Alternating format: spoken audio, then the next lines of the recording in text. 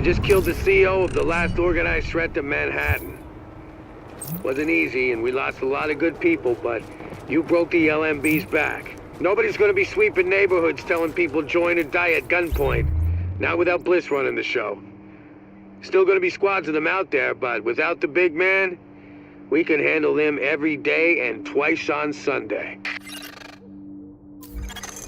Agent, we got a call from the commander of the Secure Quarantine Center over in the Tenderloin. It's where the JTF screens civilians for access to Camp Hudson and to work with the relief effort.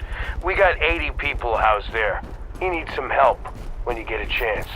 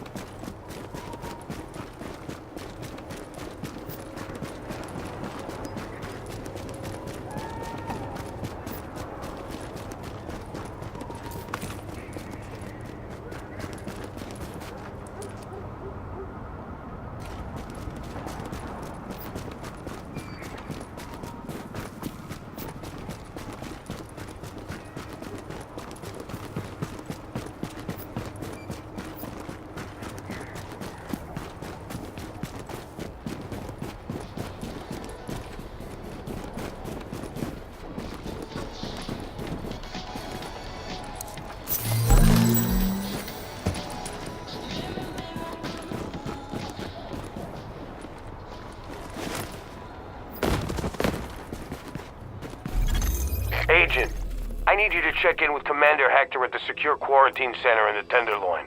We got 80 civilians in there, but one of them's missing. Looks like they were building an IED. I could use your eyes on the investigation.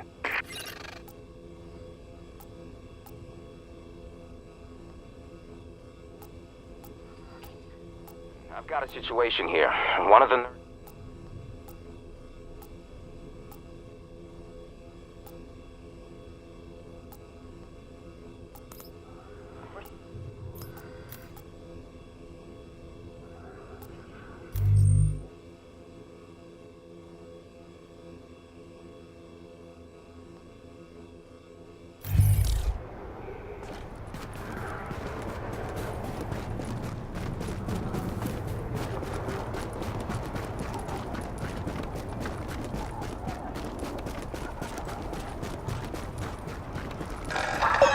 Please report any suspicious behavior you see to a last-man battalion soldier. Help us keep you safe. Here we are, Agent.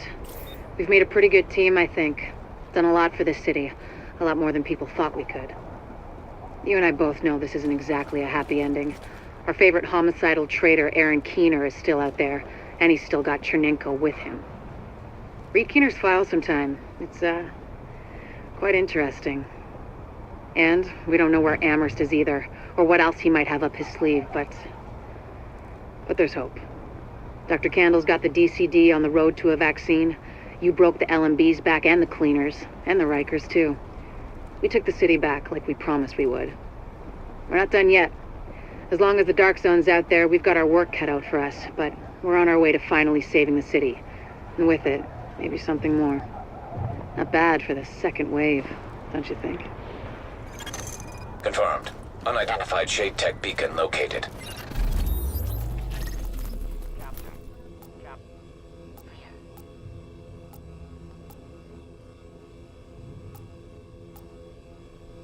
Captain, I've got a situation here.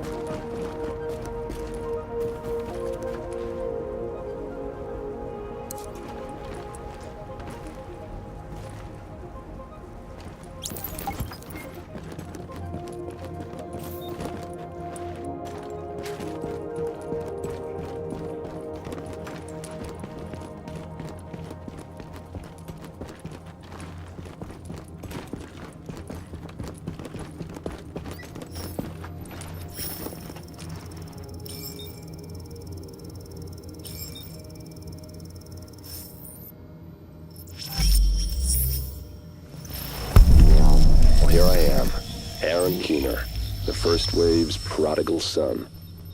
Normally I'd do this face-to-face, but I'm not 100% sure which way you'll jump. You act one way when Ms. Lau is watching, and another way entirely when you're off the leash. That's an interesting contradiction. You see, I think that deep down, you get it. You know, the old rules, laws, governments, those things died on Black Friday. But the feral PMCs, the convicts, the ones smart enough and good enough to take what they need, they'll survive. Me? I'm gonna prosper. Oh, you could too, but you took an oath, right? You got a duty. Those are both ways of saying that your conscience is fucking you. You ask yourself, who has earned a right to tell you what to do? Do you know how many agents died to hold the Dark Zone just for the brass to give up and put a wall around it? You don't believe me? You should check the place out for yourself. But the people you're working for, they're irrelevant now. Amherst changed how the game is played, and I have got the vision to win. I got Chernenko, I got a DNA printer, and a very interesting recipe book. I'm gonna write my own rules. You should think about getting in on this thing. I'll be seeing you.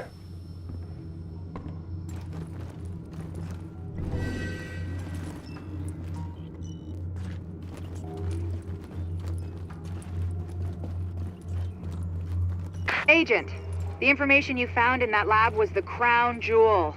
I think we can break this thing now. But we've got some more information. A voice from the grave.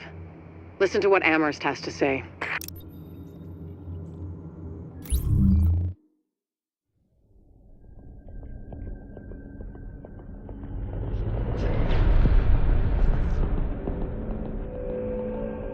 What you're looking at is the smallpox virus, one of the deadliest pathogens on the planet.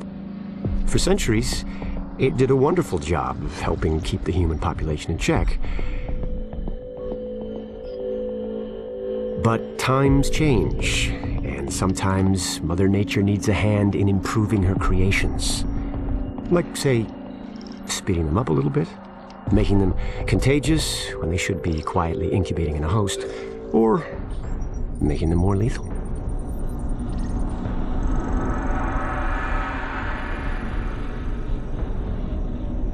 I didn't come up with the approach on my own. My friend Vitaly is one of the pioneers in the field, and the idea has been around for years.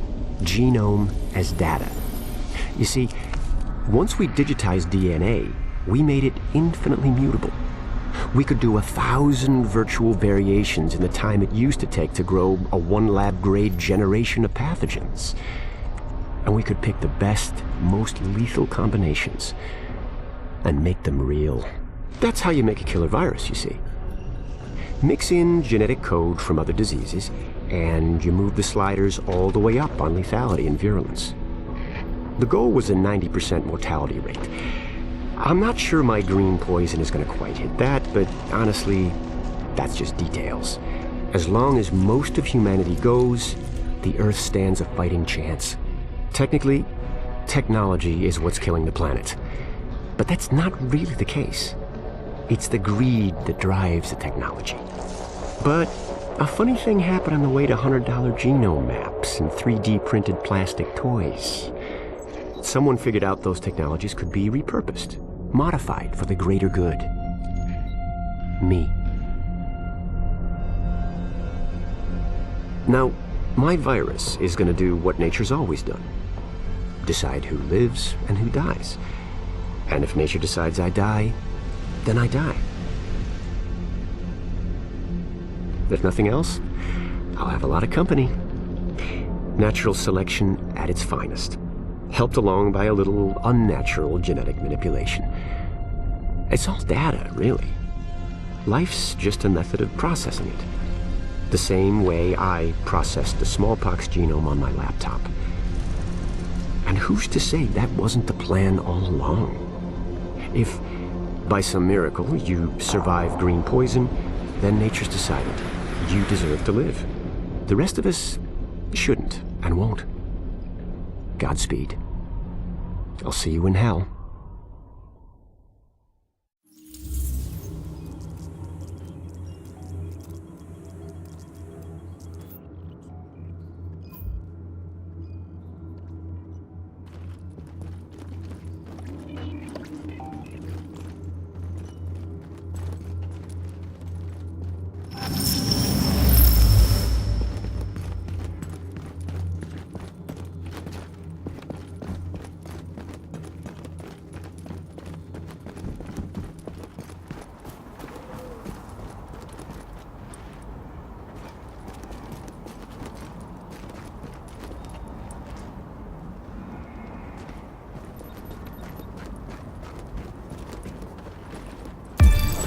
I'll pay you back for this. I promise.